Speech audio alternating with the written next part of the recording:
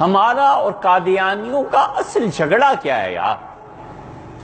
نہ ہم نے جائیداد کا بٹوارا کرنا ہے، نہ ہمارا ملک کا کوئی جھگڑا ہے، نہ بائیمانہ وہ ہمارے دشمن ہے کہ وہ ہمارے ملک پر آ کر کہیں قبضہ کر لیں گے۔ ہندوستان کی ہماری جو کچھ صورتحال ہے، قادیانیوں کے ساتھ ایسی ہماری کیا دشمنی ہے؟ ان کے ساتھ اصل جھگڑا کیا ہے؟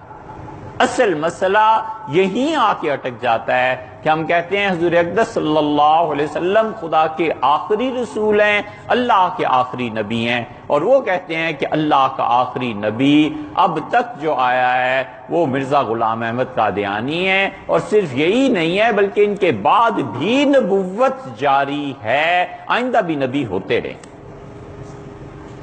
چنانچہ مرزا بشیر سے پوچھا گیا، انہوں نے کہا کہ میرے والد خدا کے نبی تھے، اور ہم یہ نہیں کہتے کہ وہ آخری نبی تھے، ان کے بعد بھی نبی آتے رہیں گے۔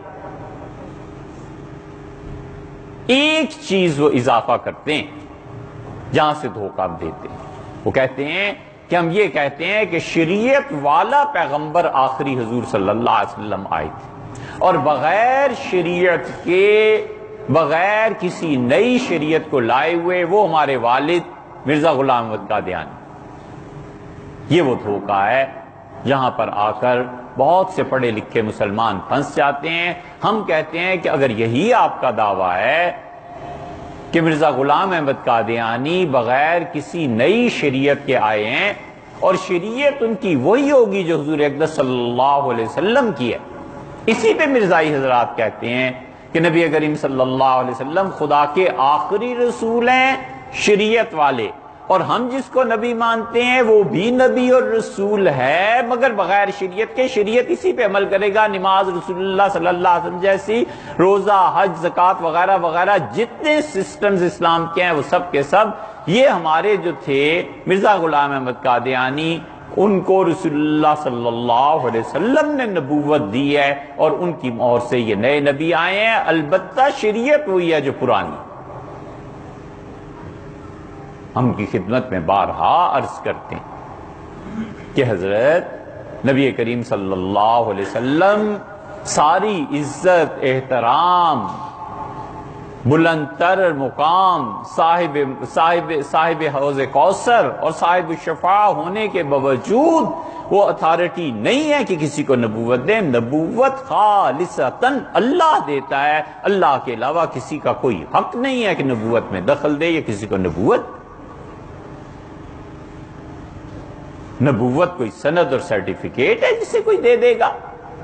اللہ کہتا ہے یجتبی الیہ من یشاء، جس کو اللہ چاہتا ہے کھینچتا ہے اپنی طرف۔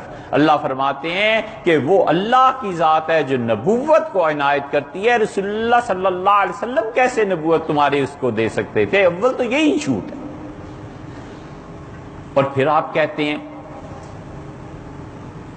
کہ وہ تشریعی نبی نہیں ہے۔ وہ ایک نبوت کا دعویٰ کرے تو تب ہے۔ مرزا غلام احمد قادیانی نے وفات سے 8-10 دن پہلے اس پنڈی میں مناظرہ ہوا تھا، یہاں ہندو رہتے تھے، ہمارے نانا میں سناتے تھے اس مناظرے کی تفصیل۔ یہاں پنڈی میں مناظرہ ہوا تھا 1935 میں۔ مرزا غلام احمد قادیانی کی وفات سے پہلے ان کی اپنی جماعت میں بڑا جھگڑا اٹھا کہ مرزا صاحب نبی ہیں یا مجدد ہیں، ان کی اصل پوزیشن کیا ہے۔ ان کی اولاد، ان کے پرانے لوگ، ان کے مفتی سب کہتے تھے نبی ہیں والعیاذ باللہ، اور دوسرا گروپ کہتا تھا نہیں نہیں حضرت مجدد ہیں، نبی نہیں ہیں۔ اس پہ جو بحث مباحثہ ہوا تو غلام احمد قادیانی لاہور میں آئے، اور وفات سے کوئی 8-10 دن پہلے انہوں نے ایک چھوٹا سا 8 صفحے کا پمفلٹ لکھا، اور اس میں انہوں نے صراحتاً لکھا کہ میں نہ صرف نبی ہوں بلکہ محمد الرسول اللہ جو پڑھتے ہو نا میں وہی ہوں۔ میں کہتا ہوں اللہ الہ الا اللہ محمد رسول اللہ، آپ کہتے ہیں خدا نہ وہ وقت لائے مگر گلے پہ چھری بھی کوئی رکھ دے تو اس سے مراد وہی ہستی ہے جو مدینہ منورہ میں ہے، اور جن کی شفاعت کی امید ہے، اور جن کی حمد و ثنا ہے، اور جن کی ہم امت میں ہیں، اور جن کے لیے ہم دعا مانگتے ہیں، ہر نماز میں درود پڑھتے ہیں، اور جن کے متعلق تمنا ہے کہ اللہ انہی کے دین پہ موت دے۔ ہمارے نزدیک محمد رسول اللہ وہ ہیں۔ ایک مرزائی بچہ کہتا ہے لا الہ الا اللہ محمد رسول اللہ، ہم کہتے ہیں بیٹے اس سے محمد رسول اللہ کون مراد ہے؟ مدینہ منورہ والے یا جو غلام احمد قادیانی نے خود لکھا ہے کہ محمد رسول اللہ میں ہی ہوں؟ کیوں مغالطہ دیتے ہو یار، کیوں جھوٹ بولتے؟ اور اسی پہ اکتفا نہیں کیا، انہوں نے کہا میں محمد رسول اللہ بھی ہوں، میں عیسیٰ بھی ہوں، میں موسیٰ بھی ہوں، میں داؤد بھی ہوں، میں آدم بھی ہوں۔ تمام انبیاء علیہ السلام کی نبوتیں مجھ میں جمع ہو گئی ہیں۔ اب کچھ تو سوچیں، ہمارا اصل جھگڑا یہ ہے، ہم کہتے ہیں اسے نبی ماننا تو درکنار، اسے مسلمان بھی نہیں مانا جا سکتا۔ انہوں نے نہیں لکھا، انہوں نے انبیاء علیہ السلام کی توہین نہیں کی، انہوں نے لکھا ہے، لفظ دہرا نہیں سکتا، اللہ حفاظت فرمائے، اس نے لکھا ہے کہ ہائے اس چیز کو کہاں لے جائیں کہ جسے تم مسیح کہتے ہو، عیسیٰ علیہ السلام طوائفوں سے اپنے سر پہ تیل ملوایا کرتا تھا، یعنی اتنا بد کردار تھا وہ عیسیٰ علیہ السلام، معاذ اللہ استغفر اللہ، خدا کے نبیوں کی توہین کرنا، اللہ کے چنے ہوئے بندوں کی توہین کرنا۔ حسین کے بارے میں کہتے ہو میرے گریبان میں ایسے بیسیوں حسین۔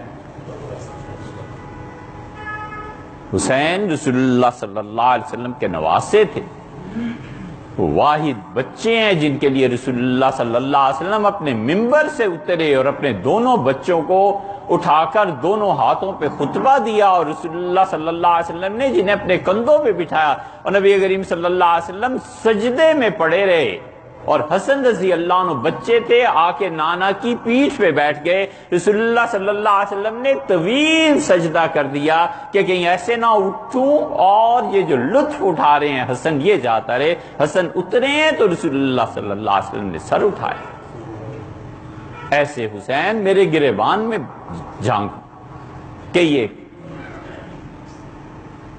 خدا کے ہر اچھے بندے کی توہین، حتیٰ کہ رسول اللہ صلی اللہ علیہ وسلم کے متعلق ایسے الفاظ جو دل نہیں چاہتا، بالکل طبیعت نہیں مانتی کہ ان کو پڑھا جائے۔ اصل مسئلہ یہ ہے، ہم کہتے ہیں آپ اس کو چھوڑ دیجئے، نہ میں آپ کی نماز پہ اعتراض، نہ روزے پہ اعتراض، نہ دین کے چلنے پہ، آپ یہ اقرار کیجئے کہ جو یہ شخص کہتا ہے کہ رسول اللہ صلی اللہ علیہ وسلم کے بعد نہ صرف میں نبی ہوں بلکہ محمد رسول اللہ اپنی نئی شان میں میرے جسم میں آ گئے ہیں، آپ اس سے دستبردار ہو جائیں، آپ ہمارے بھائی ہیں، ہمیں کیا لینا اور کیا دینا، آپ اسی دین پہ عمل کریں، آپ اس دین کی خدمت کریں۔ اصل جھگڑا یہاں سے شروع ہوتا ہے، اس لیے یہ سارے دیوانے نہیں تھے جنہوں نے آئین میں ترمیم کروائی، اور جن لوگوں نے اس وقت سارے ملک میں تحریک چلا کر یہ لکھوایا، اور پھر دوسری مرتبہ تحریک چلی کہ جب آپ اس سے دستبردار نہیں ہوتے تو اسلام کے شعائر کو آپ استعمال نہ کریں۔ یہ ایک اور فرقہ واریت کی بات ہوگی، ایک گورا ہے مسلمان ہو جاتا ہے، وہ کہتا ہے وہ بھی آزان دیتے ہیں تم بھی آزان دیتے ہو، وہ بھی نماز پڑھتے ہیں تم بھی نماز پڑھتے ہو، کنفیوژن میں پڑ جاتا ہے کہ کون سا، اور آخری بات آپ اس پہ کھولتے ہیں کئی سال کے بعد کہ مرزا غلام احمد قادیانی کو مانو، پہلے رسول اللہ صلی اللہ علیہ وسلم کا نام غلط طور پر استعمال کر کے اسے دین کی طرف بلایا، وہ بیچارہ اپنا کفر چھوڑ کے دین کی طرف آتا ہے، آپ اسے ایک نئے کفر میں ڈال رہے ہیں۔ آپ کر کیا رہے ہیں؟ وہ آیا ہے آپ سے اللہ کی راہ پوچھنے، اور وہ آیا ہے آپ سے اللہ کے گھر کا پتہ پوچھنے، اور آپ اسے مرزا غلام احمد قادیانی کے پاس پہنچاتے ہیں۔ ہم کہتے ہیں مدینہ منورہ جاؤ، یا رسول اللہ صلی اللہ علیہ وسلم سے بڑھ کے خدا کی راہ دکھانے والا ہے ہی نہیں۔ ہمارا ایمان، ہمارا عقیدہ ہے خدا اس پہ قائم رکھے اور موت دے اسی پہ کہ رسول اللہ صلی اللہ علیہ وسلم کے بعد اللہ کے قرب کی ہر راہ مسدود ہے، ہر راہ انہی کے کوچے سے گزرتی ہے، ہر آدمی انہی کی گلی سے گزر کے اللہ تک پہنچ سکتا ہے، اور کوئی راہ ہی نہیں رہی۔ پھر وہ یہ دعویٰ کرتے ہیں کہ مجھ پہ وحی آتی ہے، پھر وہ یہ دعویٰ کرتے ہیں کہ میں سیدنا مسیح علیہ السلام کے متعلق رسول اللہ صلی اللہ علیہ وسلم نے جتنی احادیث کی ہیں وہ میں ہی ہوں۔ پوچھا گیا کہ حضرت نبی کریم صلی اللہ علیہ وسلم نے تو فرمایا تھا کہ دجال آئے گا، اس نے کہا دجال گدھے پہ سوار ہوگا نا، حدیث میں آیا؟ کہاں حدیث میں آیا ہے؟ انہوں نے کہا جو ریل گاڑی انگریزوں نے چلائی ہے یہ دجال ہے اور میں عیسیٰ ہوں۔ کون مانے؟ عقل کو ڈبو آئیں کہیں۔ پھر لوگوں نے پوچھا کہ حضرت عیسیٰ علیہ السلام تو دمشق میں آئیں گے، آپ قادیان میں آ گئے، اس پہ آ کے پھنس گئے، اور پھر یہ انہی کی کتابوں میں، انہی کی کتابوں میں۔ خدا اس سے حفاظت فرمائے کہ ہم کسی کے متعلق بھی جھوٹ بولیں۔ اللہ نے ہمیں کہا ہے وَلَا يَجْرِمَنَّكُمْ شَنَآنُ قَوْمٍ عَلَىٰ أَلَّا تَعْدِلُوا، لوگوں اپنے دشمن کے متعلق بھی کبھی ایسی بات مت کہنا جو اس میں نہیں ہے۔ اعدلوا، انصاف کرو، وَأَقْرَبُ لِلتَّقْوىٰ، یہ تقویٰ۔ یہ جو حوالے ہم دے رہے ہیں ایک ایک چیز ثابت ہے، انہی کی کتابوں میں لکھا ہے۔ اب مصیبت آ گئی کہ حضرت عیسیٰ علیہ السلام نے تو دمشق آنا تھا، میں قادیان میں آ گیا ہوں۔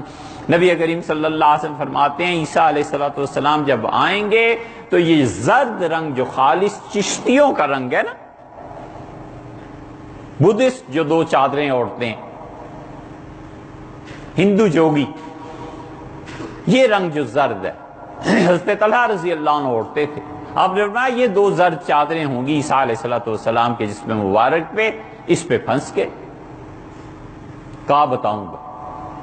اور مفتی صادق صاحب کو خط لکھا کہ مفتی صاحب نبوت کا دعویٰ تو کر دیا، اب اس کا کیا کروں؟ کہ حضرت یہ بھی کوئی بات ہے، آپ انہیں لکھیے، انہیں کہیے کہ مدینہ منورہ سے دمشق جنوب میں ہے، یا کوئی اور سمت کہی ہوگی، اور قادیان بھی جنوب میں ہے، تو رسول اللہ صلی اللہ علیہ وسلم کی مراد یہ نہیں تھی کہ وہ دمشق میں آئیں گے، مراد یہ تھی کہ اس سائیڈ پر آئیں گے، تو سائیڈ دمشق کی بھی ہوئی ہے، قادیان کی بھی ہوئی ہے۔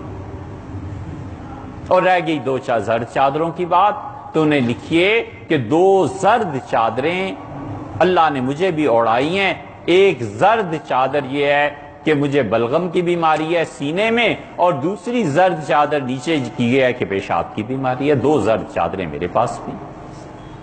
بھلا بتاؤ، نبی کریم صلی اللہ علیہ وسلم کے ارشادات کو اگر اسی طرح سے ثابت کرنا ہے تو پھر کون سا کفر ہے جو رسول اللہ صلی اللہ علیہ وسلم کے ارشادات سے ثابت نہیں کیا جا سکتا؟ اصل جھگڑا بس یہ ہے یار، ہمیں کوئی جھگڑا نہیں، کچھ نہیں۔ اب جس دن یہ کہہ دیں کہ جس نے یہ کہا ہے کہ محمد رسول اللہ میں ہوں اور دوبارہ آیا ہوں، اور فاطمہ رضی اللہ عنہ نے اپنی ران پہ میرا سر رکھا، اور حسین اتنے، یہ جس نے بھی کہا ہے نا ہم اس سے بری اور بیزار ہیں، وہ مسلمان تو درکنار کافر اور پرلے درجے کا کافر تھا، اس دن ہمارے بھائی ہیں، ہمیں آپ سے کیا لینا کیا دیں؟ ہمارا بس اتنا ہی مطالبہ ہے، یہ ختم نبوت ہے۔ ہم حضور صلی اللہ علیہ وسلم کی ختم نبوت کی بات کرتے ہیں، قیامت میں ان سے ملاقات ہوگی، ان سے پوچھوں گا۔ آخر پہ ایک چیز ویسے ہی سناؤں، مولانا یوسف بن نوری نے رحمہ اللہ 1974 میں جب یہ تحریک چلی ختم نبوت کی، تو ہمارے حضرت نے مولانا ابوالحسن علی ندوی رحمۃ اللہ علیہ نے خط لکھا۔ ہم لکھنؤ جاتے تھے تو حضرت یہ بات ارشاد فرماتے تھے، حضرت نے خط لکھا مولانا یوسف بن نوری رحمۃ اللہ علیہ کو، اور مولانا یوسف بن نوری رحمۃ اللہ علیہ کو لکھا کہ حضرت آپ نے اتنا بڑا کارنامہ انجام دیا ختم نبوت میں، حضور اقدس صلی اللہ علیہ وسلم کی روح مبارکہ کو یا تو اس دن جھومتے ہوئے دیکھا جب صلاح الدین ایوبی نے بیت المقدس فتح کیا تھا، یا آج کا دن جب پاکستان میں فیصلہ ہوا ہے، حضور اقدس صلی اللہ علیہ وسلم کی روح مبارکہ خوشی سے جھوم اٹھی، اتنے خوش تھے۔ حضرت بن نوری خود کہتے تھے کہ فیصلہ جب ہوا تو عطا اللہ شاہ بخاری رحمت اللہ علیہ کو میں نے خواب میں دیکھا، دونوں ہاتھ پھیلا دیا اور گلے لگایا مجھے کہ یہ کام، یہ تو خواب ہے، نہ مانو نہ صحیح، کوئی حرج نہیں ہے، لیکن ہم کہتے ہیں اصل مسئلہ ختم نبوت کا ہے یار۔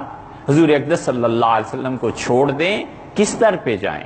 نبی کریم صلی اللہ علیہ وسلم کا متبادل مان لیں، اور مانے بھی کس کو؟ غلام احمد قادیانی کو۔ سبحان اللہ، ہے کوئی تک بنتی ولیعذ باللہ؟ سیدنا ابو بکر رضی اللہ عنہ نے خلافت سنبھالنے پہ اشارہ دیا کہ میں بدری صحابہ رضی اللہ عنہ کو جہاد کے لیے نہیں بھیجوں گا۔ ابو بکر جانتے تھے رسول اللہ صلی اللہ علیہ وسلم نے بدر کے دن ابو بکر رضی اللہ عنہ کو پیچھے کھینچ لیا اور فرمایا ابو بکر آگے بڑھ چڑھ کے حملے نہ کرو، مجھے تم سے بھی بڑا کام لینا ہے، تمہیں کچھ ہو گیا مراد یہ تھی تو پھر کیا ہوگا۔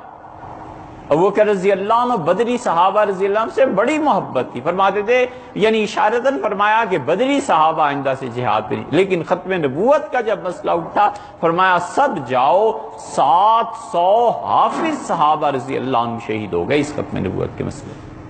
آخر کوئی تو بات تھی، کیا لڑائی جھگڑا ہے؟ آپ جس دن کہہ دیں کہ مرزا غلام احمد قادیانی کافر ہے، اس کی کوئی بات نہیں مانی اور حضور اقدس صلی اللہ علیہ وسلم خدا کے آخری رسول ہیں، ہم آپ کے پاؤں چومنے کو تیار ہیں، ہمارا آپ سے یہ جھگڑا ہے۔ اللہ آپ کو بھی ہدایت دے، اللہ تعالی ہمیں بھی ہدایت پہ قائم رکھے۔